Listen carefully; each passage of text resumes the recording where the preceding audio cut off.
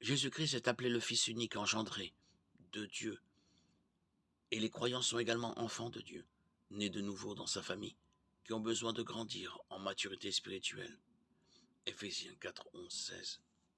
Nous sommes ses héritiers adoptés dans sa famille. Galates 4, 4, 7. La grâce et la miséricorde infinie de Dieu sont manifestées en Éphésiens 1, 5, 6, qui parle du rachat des pécheurs, qu'il a prédestinés à être ses enfants adoptifs par Jésus-Christ. C'est ce qu'il a voulu dans sa bienveillance, pour que nous célébrions la gloire de sa grâce, dont il nous a comblés dans le bien-aimé. Qu'héritons-nous en tant qu'enfants de Dieu? Rien de moins que le royaume de Dieu. Matthieu 25, 34, 1.